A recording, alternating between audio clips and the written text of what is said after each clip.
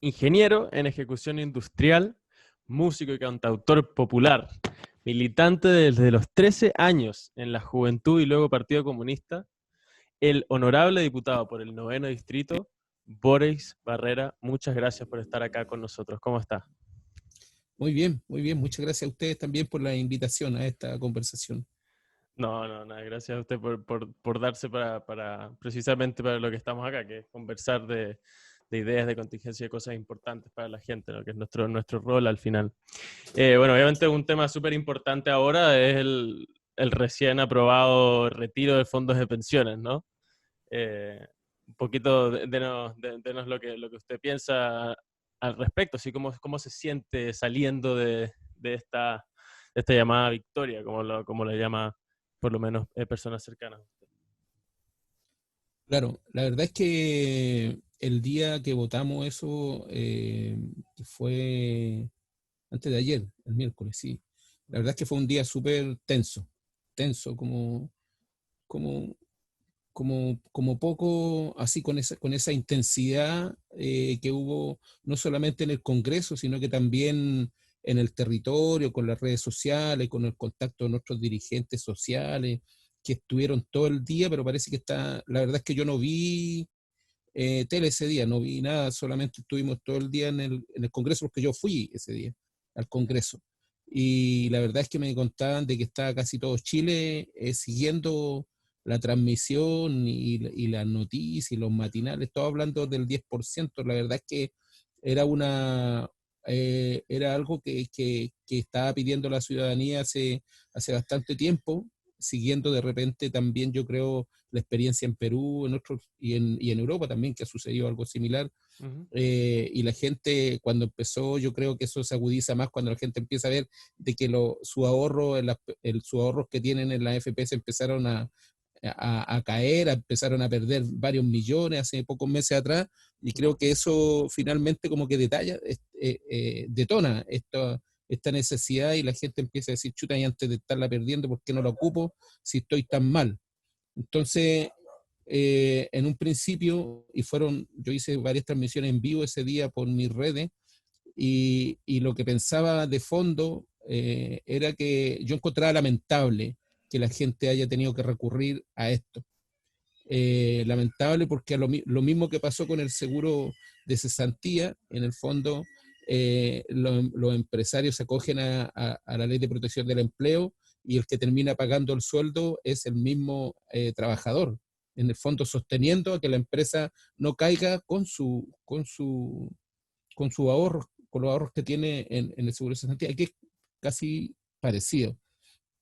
Y es lamentable que la gente haya tenido que llegar a pedir eso, porque vemos que el gobierno no llega con la intensidad que debiera llegar, ni tampoco en los tiempos que debiera llegar. Entonces, por un lado, eso yo lo encontraba lamentable. Sin embargo, era o es lo que la ciudadanía necesita en estos momentos que está tan mal, y también aporta, creo yo, a la lucha que tenemos desde hace mucho tiempo en contra de este sistema previsional de la AFP, que no resulta ser para nada un sistema de seguridad social. Entonces lo perfora y lo deja en jaque.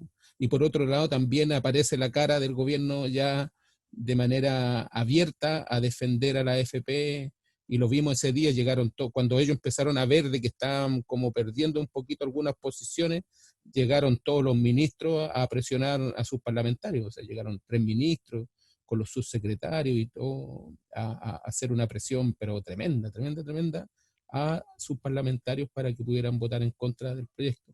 Así que estoy contento porque es un paso. Igual falta mucho todavía, mucho falta. Ya salió de la comisión, sí, porque volvió a la Comisión de Constitución para un segundo informe, y salió mejor de cómo entró, a pesar de que las indicaciones que le metieron primero en la sala eran principalmente de diputados de derecha. Todas esas se perdieron en la comisión y vuelve a la sala ahora, ojalá la próxima semana, mucho mejor de cómo se fue. Y esperamos que en el Senado lo tramiten rápido y tampoco lo desvirtúen mucho el proyecto, sino ya ahí empezamos con problemas. Se alarga más todavía. Claro, o sea, un tema, bueno, por supuesto hay varios temas importantes ahí, pero dos temas que parecen contrastar o que parecen encontrarse es de vuelta este debate político, ¿verdad? Existe una realidad en la que las personas necesitan parchar, cubrir sus necesidades ahora, más que endeudarse en un momento en el que el endeudamiento en el país es brutal. O sea, por lo menos para una persona que le dicen, mira, ¿qué podemos hacer? ¿Cómo solucionamos tu situación ahora? La persona, por supuesto, va a preferir recibir una ayuda concreta que tenga en la mano, tenga un número fuerte con el cual ayudarse de dinero atrás, ¿verdad? Para poder sentirse tranquilo por los próximos meses. Eh, por un lado esa idea, y está la otra idea que es básicamente el argumento contrario, ¿no? Que es el argumento de, mira, si tú sacas eso ahora, tú te vas a complicar en el futuro. O sea, básicamente todo este debate que se ha dado previamente, que por supuesto el sector de izquierda ha sido súper fuerte en defender que las pensiones son súper bajas, que por supuesto eso es objetivamente cierto. O sea, las pensiones son bajas en comparación con el sueldo mínimo, por así decirlo. Pero el tema es que hay ahí hay ahí algo que preguntarse. Así. Yo por lo menos quiero saber, porque yo no me identifico como comunista tampoco, pero a mí me gustaría saber su perspectiva de si las personas que votaron en, en contra de esto, ¿verdad? Que dijeron, por ejemplo, como el diputado Jaime Belolio, que decía que esto no iba a ser tan positivo para las personas a largo plazo, ¿verdad?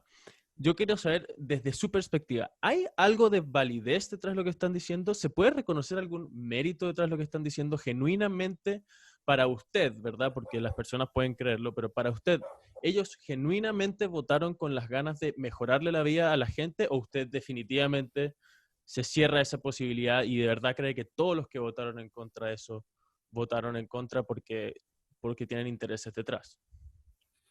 Bueno, yo creo que detrás de esto hay sin duda un tema ideológico. O sea, la derecha que votó en contra es la que defiende este sistema, que cree firmemente que las pensiones se tienen que financiar de esta forma, con un sistema privado, o sea, donde uno le pasa la plata a una entidad privada que va a invertir en la bolsa, a invertir en distintos lados, va a invertir en los bancos para que después esos bancos te presten plata a ti mismo y con un interés que llega casi al 20% anual. Entonces, ellos creen de que están convencidos porque su ideología así se los dice de que la constitución actual, esta subsidiaria, es la que hace surgir a la sociedad cuando está demostrado ahora, en esta época, en estos años, a nivel mundial, de que el sistema colapsó, o sea, de que este sistema subsidiario, en donde deja todo en manos de los privados y nada garantizado por el Estado, como es este tema de las pensiones, está completamente fracasado. O sea, ellos están defendiendo su ideología. Eso es lo que ellos creen realmente. Y detrás de esto, claro, hay empresas también que hacen sus lobbies, quizás eso a lo mejor lo vamos a ver después, como sucedió con la ley de pesca, por ejemplo, cuando la votaron y le dieron a 7 familias el mar chileno y resulta que después nos venimos a enterar de que hubieron boletas, que hubieron coimas, de que hubieron asesorías que le hicieron las mismas empresas a los parlamentarios. Claro, en estos momentos lo que yo creo es de que hay una defensa ideológica. Vamos a ver después, a ver si a lo mejor aparece por ahí una boleta de alguna AFP, pues si aquí estamos hablando de millones, de cientos y millones de dólares que están administrando la AFP, entonces obviamente ellos van a defender ese negocio a muerte, a muerte. Yeah, ahí, Entonces, finalmente no creo de que ellos en el fondo estén pensando en las pensiones de los chilenos y las chilenas, porque las pensiones son en estos momentos miserables. Nada te asegura de que en el futuro vayan a ser mejores de lo que están ahora, porque el sistema es así. Entonces, por otro lado, desinforman, y lo que han estado también haciendo la AFP, que han mandado cartas a sus afiliados, desinforman porque el proyecto no solamente dice que tú puedes retirar ese 10%, sino que mandata al presidente para que en un año haga una ley para crear un fondo colectivo con aportes del Estado y con aportes de los empresarios para suplir estas pérdidas.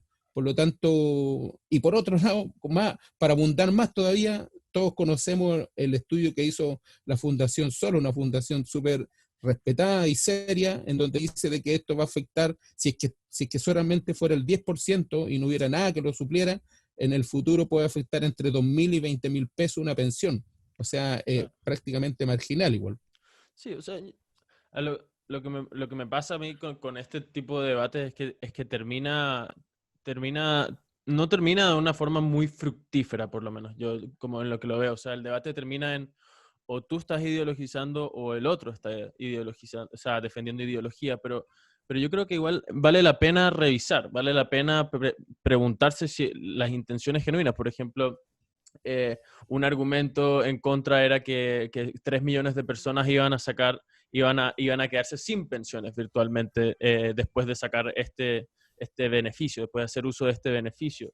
Y no solamente eso, sino como más allá de la ideología, ¿verdad? Porque uno puede decir que lo están haciendo por ideología, que simplemente son los fanáticos nomás de las AFP o de la Constitución, que yo tampoco creo que sea el caso, pero si llegamos a eso, también hay algún respaldo detrás de eso. O sea, el respaldo, por ejemplo, de que los sistemas de reparto, sería la alternativa que se posa ante las AFPs, ha tenido fracasos bastante rotundos, como lo tuvo en España. Entonces, como es genuinamente solamente porque, mira, las FP son bonitas o hay algo detrás. O sea, en su Mira, caso, pero por lo ¿sabes menos, qué?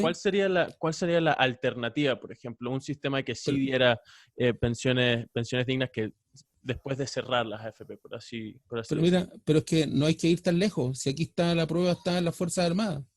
Las Fuerzas Armadas tienen un sistema de reparto y tienen pensiones que son 2, 3 veces mayores que la de cualquier trabajador chileno. O sea, ¿para qué ir más lejos?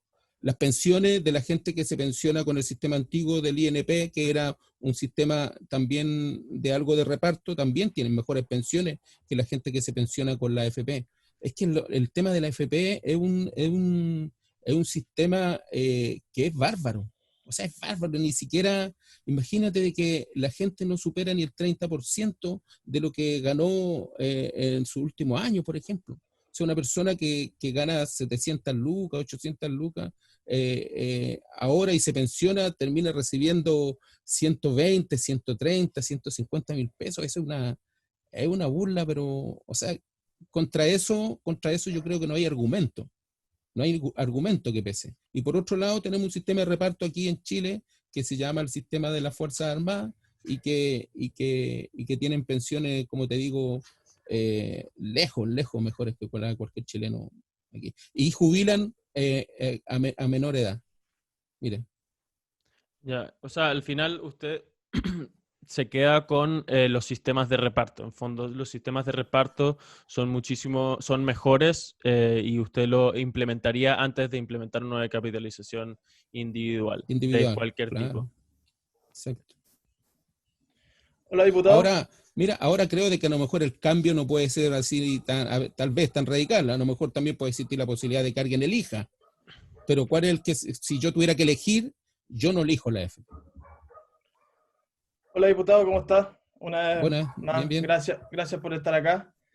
Yo concuerdo en algo que es verdad que hay ideología de por medio, no sé cuánta y no sé de qué bando, pero indudablemente que hay.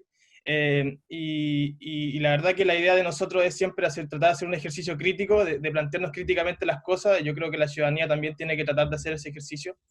Y en este mismo sentido, yo le quería preguntar respecto a una duda legítima que yo me pregunto y que creo que se pregunta gran parte de la ciudadanía o quizás ciertos sectores de la política, y es que uno de los principales argumentos que afirmó la oposición para justificar el retiro del 10%, y que esto se vio en muchas de las intervenciones, la verdad que yo seguí el debate casi todo el rato, era que las personas pudieran ejercer este derecho de propiedad que tienen sobre su dinero en los fondos de la AFP.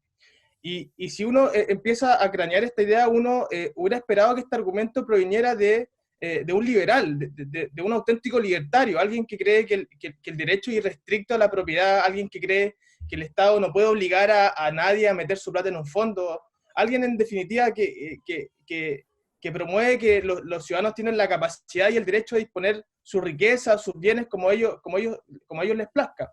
Y por eso aquí uno nota una cierta paradoja, y una no menor paradoja, que es que la oposición, que es de izquierda, y que nadie va a negar que creen en un Estado más grande. Yo creo que ustedes creen en un Estado más grande, los socialistas, los PPD, creen en un Estado que pueda proveer derechos sociales, que pueda llegar a todo el territorio, un Estado que tenga un tamaño mayor para poder proveer de educación, salud y todos estos bienes que son indispensables.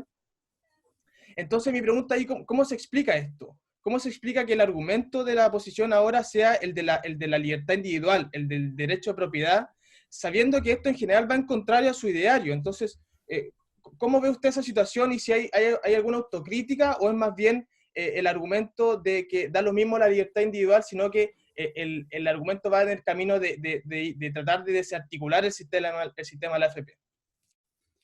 La verdad es que no puedo responder por ese argumento porque no es mi argumento, primero que nada. O sea, por eso es que digo yo que prefiero un sistema de reparto con un fondo solidario en donde de ese fondo se puedan mejorar las pensiones de todas las personas. Sí escuché ese argumento, pero como te digo, no es mi argumento. Yo veo de que lo que se está haciendo ahora es una medida extrema que necesitan tomar las personas, y el argumento de las personas, yo lo he escuchado también, dicen esa plata es mía, esa plata es mía. Eso fue lo que crearon las AFP, el sistema les metió en la cabeza a las personas eso, de que esa plata era de ellos. Y el argumento de ellos, cuando nosotros hablamos de un fondo solidario, de un sistema de reparto, dicen, no, pero es que tu plata, dicen, tú quieres tú, de que tus ahorros, los que tú te sacaste la mugre toda la vida trabajando, ahora se lo repartan entre otras personas. Ese argumento fue el que este sistema le metió a las personas, y las personas ahora le están pasando la cuenta. Y le dicen a los que defienden este sistema, le dicen, por ejemplo, salió ahora el presidente anunciando un veto al corte de los suministros básicos porque dice que se está afectando el derecho a la propiedad y por eso no pueden hacer demandas internacionales. Y resulta de que, claro, las transnacionales son dueñas del agua, son dueñas no sé, de la electricidad, del mar, otras grandes familias, y resulta que a ellos no se les puede tocar la propiedad, y a los que les dijeron de que esos recursos eran de ellos, son esfuerzo de tu trabajo y son tu ahorro, ahora le dicen, claro, eso, claro, son de tu propiedad, pero no tanto porque no los podéis tocar.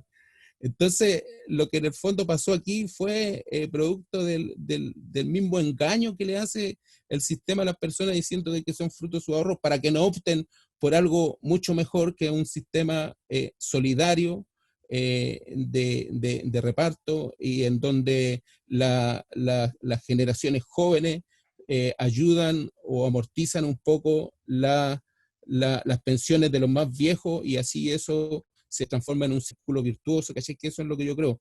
Pero como te digo, no puedo defender el argumento de la oposición porque no fue mi argumento. Ya. Sí, entonces el argumento va más por la idea de que la AFP han cometido muchos errores. Yo creo que por lo menos yo estoy de acuerdo en que la AFP ha cometido muchos errores, ha habido poca transparencia, ha habido poca disposición de la gente de saber dónde se utilizan esos fondos, y sí han habido muchos errores y regulaciones débiles. Yo creo que en ese sentido al menos yo estoy de acuerdo. Pero mi pregunta, y manteniendo un poco el hilo y sacando el argumento de la propiedad, es que la oposición y en general todos los partidos que la conforman creen en un Estado más grande. Yo creo que eso es indudable, un Estado, como le decía, que provee bienes sociales. Entonces, mi pregunta es, ¿no era la oportunidad perfecta para que el Estado asumiera el costo, para que el Estado se endeudara, a pesar de todo lo que dicen los economistas, que yo creo que hay que pescar a los economistas, pero no tanto, porque a veces la sociedad es más que economía? Entonces, ¿no era el momento ideal para que el Estado se endeudara para presionar, por ejemplo, al gobierno de Piñera para que el apoyo a la clase media hubiera sido mucho más grande, que los créditos hubieran sido, que hubieran llegado a mucha más gente, que hubieran sido con tasas mucho menores, que el tiempo para pagarlo hubiera sido mucho mayor, y que por tanto no hubiera sido una carga tan pesada para la familia. Entonces, ¿por qué recurrir ahora al otro lado? O sea, como que ahí yo noto una cierta inconsistencia, porque era el momento perfecto. ¿Cómo lo ve usted? Yo concuerdo contigo en que la responsabilidad es del Estado y que tal vez se podían hacer las presiones correspondientes para presionar al Estado. Lo que pasa es que para eso igual se necesita una oposición fuerte, y la oposición en estos momentos no es fuerte. En algunas instancias nomás resulta ser fuerte, pero no en todo momento, sobre todo en el área chica. Por eso yo te digo, hasta el momento vamos bien con este proyecto, espero de que lleguemos bien hasta el final, porque en algún momento alguien se puede desmarcar como se han desmarcado nuestros proyectos anteriores. Pero ahora, además, para que el gobierno asuma esta responsabilidad, tiene que haber voluntad del gobierno también. Pero el gobierno no tiene voluntad. Imagínate, de que dice, primero, cuando parte con la ayuda económica, crea el bono COVID, después crea el ingreso familiar de emergencia 1, después crea el ingreso familiar de emergencia 2, o sea, empieza tomando una serie de medidas tarde, mezquinas también, o sea, insuficientes, para controlar una pandemia. O sea, el efecto de una pandemia, pero a la vez también para controlar, porque lo que queríamos nosotros y el mensaje de todo era de que las personas salieran lo menos posible, que se quedaran en su casa, que se confinaran, empezaron las cuarentenas, pero para eso hay que brindarle las condiciones sociales para que eso suceda. Y con las medidas que se han tomado hasta ahora, hasta el ingreso familiar de emergencia 2, no es posible. No es posible de que alguien se quede completamente en su casa viviendo con esos recursos que le está dando el Estado. Y ahora, y más encima, ese recursos que no están llegando, primero que nada, no están llegando a toda la gente más pobre. Está llegando al menos del 40% del registro social de hogares, mucho menos.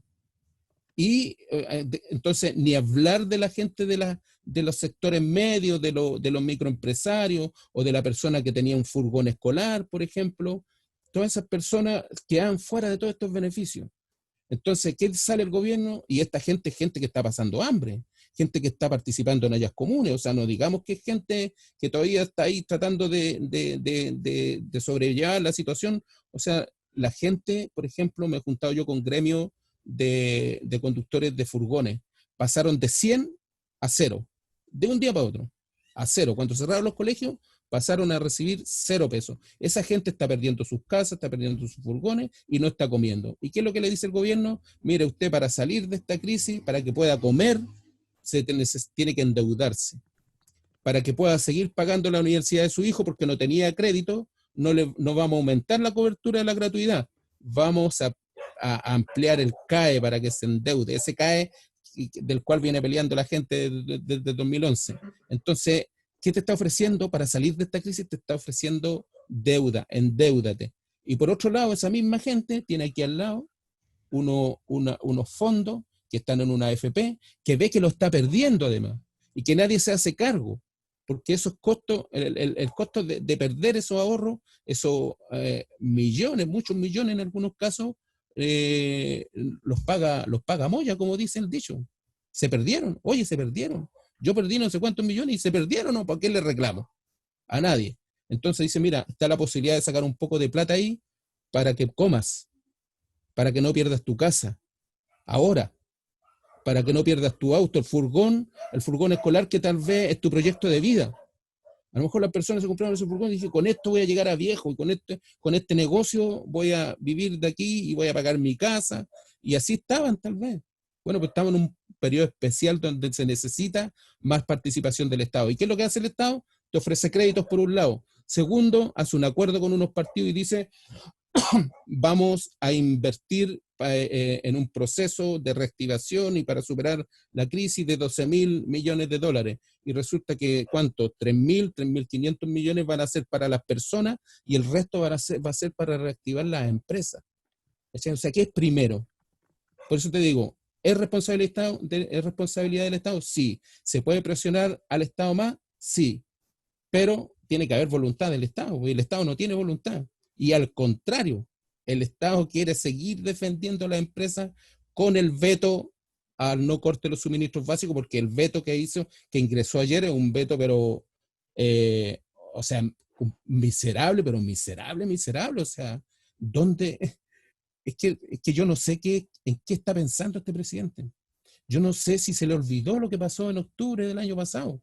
¿Sabe lo que se viene, lo que dice la gente en las calles? Yo creo que ustedes deben saber, deben conversar con sus amigos. O sea, la gente cada vez está ajustando más rabia. Porque este proyecto del corte de los suministros básicos, por ejemplo, yo estoy completamente eh, eh, enfurecido por eso que pasó, porque yo encuentro que no era el proyecto que nosotros impulsamos tampoco. Porque este proyecto de los cortes de los suministros básicos son varios proyectos que se fusionaron. Y el proyecto nuestro, el que presenté yo, aparte de aplazar el pago porque no te cobren ahora, establecía de que al 40% más vulnerable del registro social de hogares no pagara ahora, pero tampoco que pagara después. Porque lo que se viene después es una crisis económica gigantesca. Entonces la gente que tiene trabajo informales, la que vende sándwich, la que vende sopaipilla, la que sale a vender flores a la calle, que son muchas de esas personas que viven aquí en mi distrito, esas personas ahora no pueden pagar. Ahora me dicen, ¿sabe qué me dicen, diputado? A nosotros yo hace tiempo dejamos de pagar los suministros básicos, hace tiempo dejamos de pagar la luz, el agua, porque las pocas lucas que tenemos las estamos guardando para comer. ¿Cachai? Entonces esa gente, recuperarse, les va a costar tal vez un par de años. Entonces no van a poder pagar ni ahora ni después. Ese era nuestro proyecto. Y lamentablemente toda esa parte se perdió y solamente quedó en que no se va a cortar nomás. Igual tú vas a tener que pagar lo que te deuda ahora, lo vas a tener que pagar igual después que termine el estado de catástrofe. Bueno, y lo que establecimos es de que no, el costo que significa eso, en el fondo que corra por cuenta de estas grandes empresas que son multimillonarias, porque igual después le van a pagar. Establecimos de que ese costo no se transfiriera a las cuentas después. Y ese artículo que prohibía eso viene en el veto. O sea, ¿qué quiere decir eso? Que ahora no te lo van a cortar, no te van a cobrar, pero cuando termine esto, quizás cómo se van a elevar las cuentas y otras cosas más que vetó que son, pero no sé, son incomprensibles. Yo creo que al menos yo en eso estoy de acuerdo que quizá uno tendría que entrar a cuestionar el momento en el que eligió el presidente el veto y los puntos sobre los cuales vetó el proyecto. Y también esto dice relación con una pérdida un poco de gobernabilidad que ha tenido el presidente, porque incluso en su sector han habido críticas al veto y la verdad que uno llega a la conclusión de que quizá el gobierno ha cometido muchos errores y yo en eso estoy de acuerdo. Pero en el sentido en ese mismo sentido que usted dice que situaciones como esta necesitan participación de toda la clase política y llegar a acuerdos, yo a veces me pregunto, porque yo soy de los que de buena fe creen que todos quieren el bien para los chilenos. Yo creo que nadie quiere el mal. Y hay ideas distintas y la verdad que la discusión tiene que ser legítima y nutrida. Pero, por ejemplo, yo me pregunto, ¿por qué a veces, por ejemplo, el Partido Comunista o ciertos partidos como que se restan de instancias de diálogo? A mí eso me llama la atención porque yo no creo que ustedes quieran el mal para los chilenos. Yo creo que todos quieren mejorar la calidad de vida de los chilenos, quieren mejorar las pensiones, quieren mejorar la salud, quieren mejorar la educación, pero a veces como hay una cierta reticencia a conversar. Por ejemplo, se han bajado de ciertas mesas de diálogo que ha abierto el ministro Briones, no participaron de lleno en el acuerdo constitucional. Entonces me pregunto, ¿cuál es la causa de eso? ¿Hay ideología ahí o más bien es como que ustedes no creen en el gobierno, no lo creen legítimo? Como que me cuesta entender esa disonancia. No es eso. Yo creo de que tú estás hablando de la desinformación. Lo que pasa es de que, claro, aquí también todos manejan los medios. Entonces, no sabes, por ejemplo, que nosotros estamos pidiendo una reunión con el ministro Briones desde antes de que se creara el ingreso familiar de emergencia 1, hace 2 meses atrás. Y lo veíamos en la Cámara cuando iba antes y le decíamos, oiga, ministro, necesitamos una reunión con usted. Nuestro partido también le ha mandado carta al presidente con propuestas de cómo enfrentar la situación económica y sanitaria. Cuando tú sabes que nosotros presentamos un proyecto como bancada hace poco, que es el impuesto a los súper ricos, que establece un impuesto del 2,5% a las fortunas más grandes que están dentro del 0,1 más rico de los chilenos, que son fortunas sobre los 20.000 millones de dólares. Ese impuesto permite recaudar 6.500 millones de dólares, que podría crear una renta básica de emergencia por sobre la línea de la pobreza, sobre 470.000 pesos para el 80% de la población chilena. esa propuesta, antes de presentarla como proyecto, se la íbamos a presentar al ministro, hace 2 meses atrás, y no nos ha respondido todavía. Todavía no nos responde. Cuando tú dices se resta, cuando fue el acuerdo por la paz, si tú supieras, ustedes solamente vieron la foto nomás del ex Congreso, si ustedes supieran lo que pasó dentro del Congreso, qué es lo que pasó el día antes del Congreso, ¿sabes tú de que se reunieron nosotros cuando pasó el acuerdo por la paz? Solamente para que te informes y para que sepas que en el fondo no es restarse, sino que es una marginación. Cuando pasó el acuerdo por la paz, nosotros nos juntamos, primero que nada se juntaron varios partidos políticos y hicieron una declaración pública que dijeron que la única salida de ese momento era convocar a una asamblea constituyente. Y lo acordaron transversalmente todos los partidos de la oposición. Esa misma carta nosotros la tomamos un día miércoles, en ese tiempo yo era jefe de mi bancada. Nos juntamos en el Congreso, en Valparaíso, todos los jefes de bancada de la oposición de la Cámara de Diputados y del Senado, todos. Y dijimos, vamos a suscribir esta carta porque nosotros también creemos que la única salida es una asamblea constituyente. Así, ese era el término, asamblea constituyente. Y sabes tú que terminamos esa reunión, la firmamos todos, Senado y Cámara de Diputados, todos los jefes de bancada. ¿Sabes tú que a las 2 horas después me topo con una diputada en el pasillo y me dice, ¿y te invitaron a la reunión en el Senado? Y yo le digo, ¿qué reunión? No, allá están todos, está el presidente de la ADC, el presidente del PPD, unos senadores, el gobierno, están todos allá en una reunión. Y resulta que, ¿sabe qué? Están conversando sobre una convención mixta. Esa salida, 2 horas después. Y ahí fue fueron 2 compañeros de nuestra bancada a meterse a esa reunión sin ser invitados.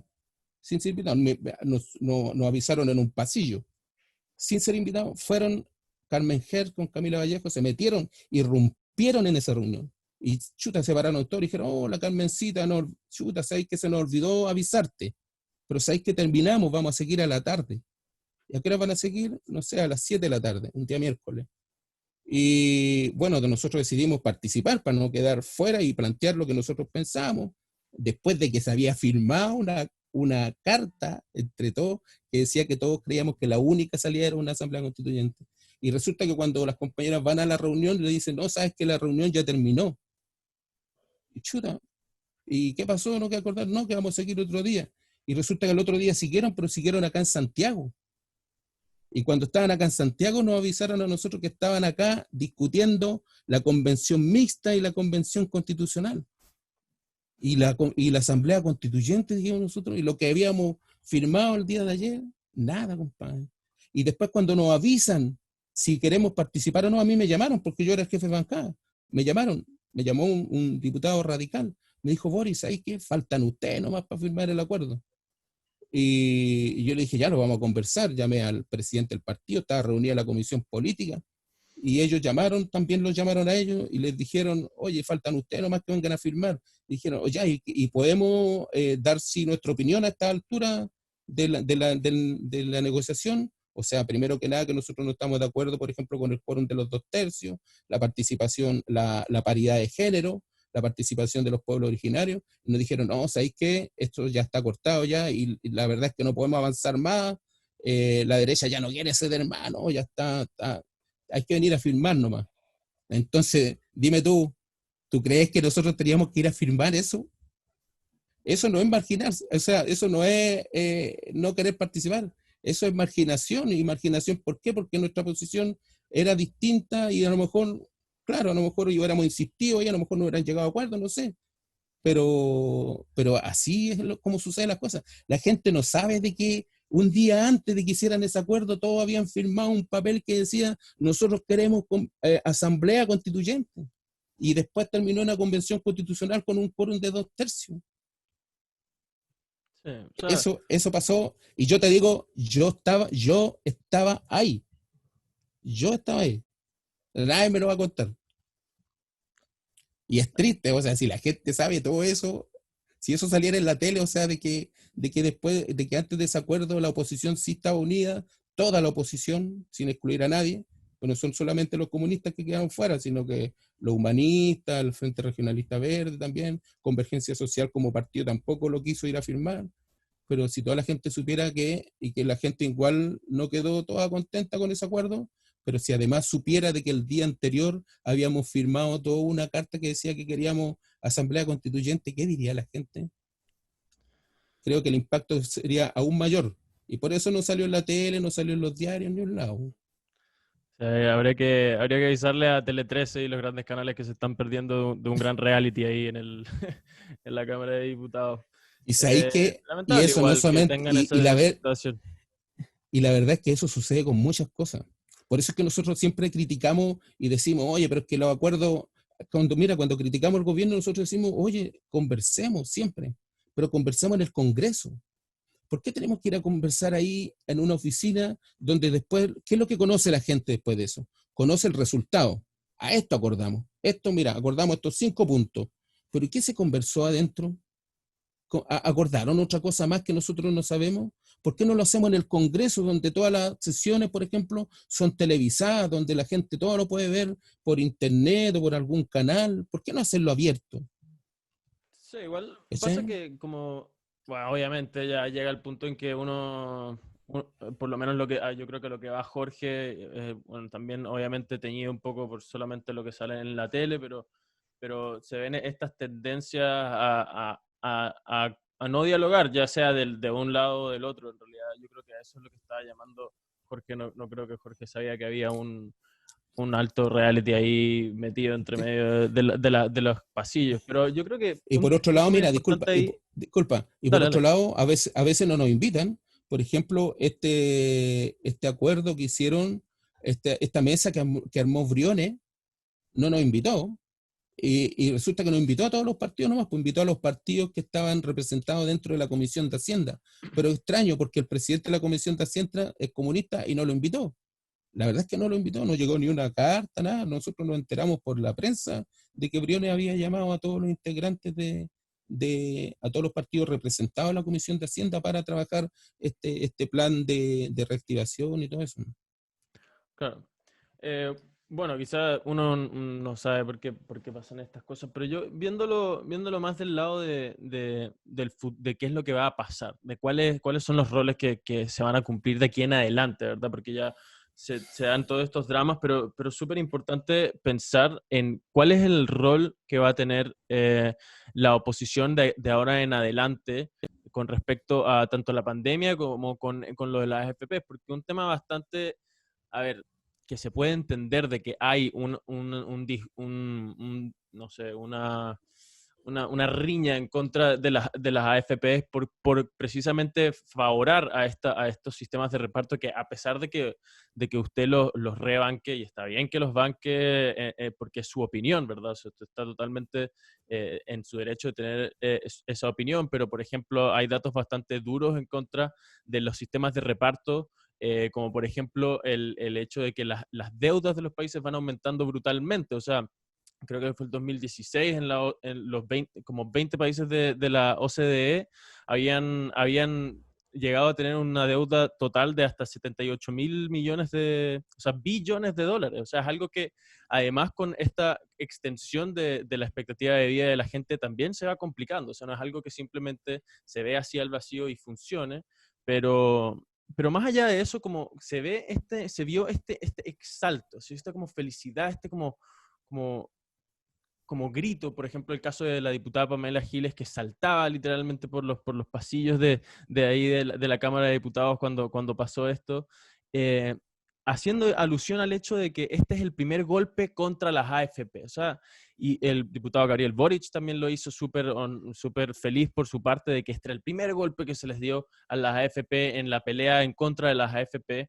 Y quizás queda triste parte de la población porque siente que lo que se estaba haciendo era velar por la gente en esta situación, que se estaba buscando era aprobar la mejor de las dos opciones, pero al final había una de las opciones tenía esta carga detrás que se ve en estas celebraciones, y quizás eso igual es un poco triste de ver, ¿no? O sea, que sea solamente sobre el tema de esta pelea ideológica entre las AFP y el sistema de reparto. Entonces, al final, ¿qué es lo que va a pasar?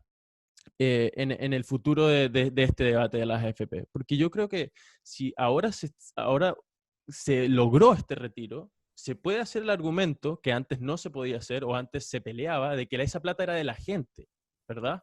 Pero ahora que se retira, no hay un argumento de que esa plata no es de la gente. O sea, claramente, si esto sucede, si esto llega a concretarse, la gente va a poder sacar esa plata de ahí, lo que deja claro que esa plata es de la gente. Entonces, al final, queda siendo un argumento a favor de las AFP, porque las puedes sacar de ahí. No es que la plata sea de banqueros y que solamente te la están robando, al final es una plata que se acaba de aprobar un acceso a ella. Entonces, ¿qué es lo que va a terminar pasando con las AFP? ¿Usted de verdad cree que se van a poder eliminar de forma fácil ahora que se aprobó este 10% y vamos por el otro 90%?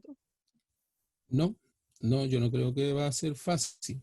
Se notó ayer y se ha notado todo este tiempo y no sabemos también si esto va a terminar finalmente en el retiro del 10%.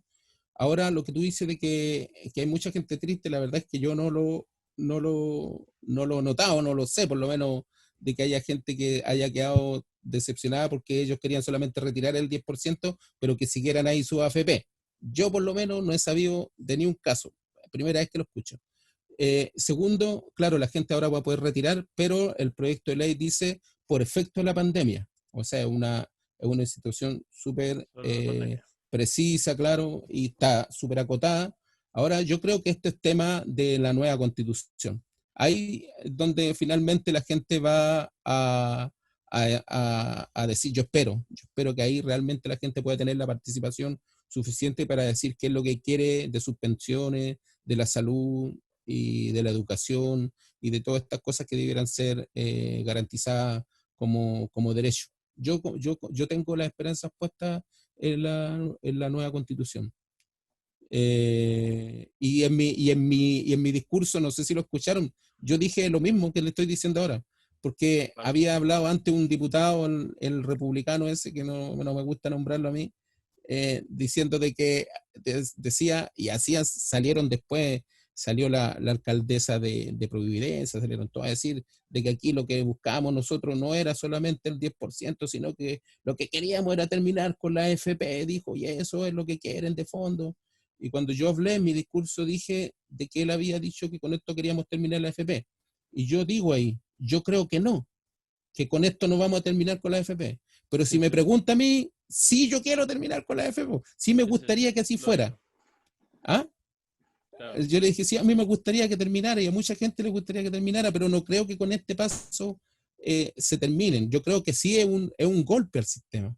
Es un golpe al sistema, a un sistema que te decía que era tuyo, pero que después no te dejas hacer nada con eso. Y ha sido la pelea de varias personas que han querido retirar sus fondos y todo eso. Ahora, pero como te digo, yo creo que eso debiera ser finalmente producto de una nueva constitución donde todos participen, ojalá la mayor cantidad de gente posible, y se llegue al mejor sistema, que puede ser de reparto, que puede ser mixto. Ahora de reparto, cuando yo hablo de reparto también, no solamente hablo de que debe ser financiado por las personas y por el Estado y por los empresarios, sino que también con impuestos. O sea, en otros países los impuestos son más altos y parte de esos impuestos van a las pensiones. O sea, hay miles de fórmulas. Lo que está demostrado aquí en Chile ahora de que esta fórmula de la AFP no funcionó. No funcionó y no porque lo dice la gente, porque mi papá trabajó toda su vida y a los 76 años estaba recibiendo una jubilación de 120.000 pesos. ¿Eh? Y con eso, claro, no vivía, pues tuvo que trabajar varios años hasta que se enfermó. Claro, sí. O sea, por supuesto que el tema, el resultado final hasta ahora de las AFP deja que desear y sobre todo un problema súper fuerte también es el tema de las comisiones que se llevan las AFP. O sea, eh, de que es algo que necesita enmendar, eso yo creo que podemos estar de acuerdo todos. Eh, pero por ahora yo diría que me parece que es súper notable que esté dispuesto a tener estas conversaciones. Le agradecemos de la firme que se haya sentado con nosotros a hablar, a pesar de que no pensemos exactamente igual en todo. Yo creo que este tipo de cosas, este tipo de espacios son así, son destinados y pueden llegar a tener un futuro bastante agradable en el que todos de verdad nos escuchemos y de a poco vayamos dando nuestra opinión sin sentirse atacados y sin atacar tampoco, sino que simplemente escuchando a las personas, porque al final eso somos nada más, personas que están buscando mejorar la situación de las demás. Pero por lo mismo entonces, gracias a usted, diputado, gracias ahí a Jorge, gracias a su equipo, la verdad que su equipo hizo todo súper expedito. Siempre agradecemos eso, cuando podemos hacer las cosas rapidito y sencillo, se agradece muchísimo, así que ahí le manda un bono, por lo menos de nuestra parte, a su equipo, porque la verdad es que la pega la están haciendo bastante bien en cuanto a gestión. Así que muchísimas gracias, que esté súper bien, que su familia esté súper bien, y este fue otro episodio de La Firme. Que estén bien. Muchas gracias a ustedes también por la invitación y súper bueno el programa, la conversación. Sigan adelante, súper necesario en estos momentos de que la gente no solamente esté viendo la tele, sino que se informe. Hay harto tiempo para hacerlo, entonces hay que hacerlo, hay que discutir, hay que debatir, hay que reflexionar mucho en estos momentos. Entonces estamos en una situación, mira, yo primera vez que soy diputado, y creo que, según yo, me tocó el momento más difícil de ser diputado. Sí. Entonces, hay que hacerlo. Así que gracias por la invitación y dispuesto aquí cuando quieran hablar de algún tema. Por supuesto, sería un gusto tenerlo de nuevo. Muchísimas gracias entonces y que le vaya súper bien.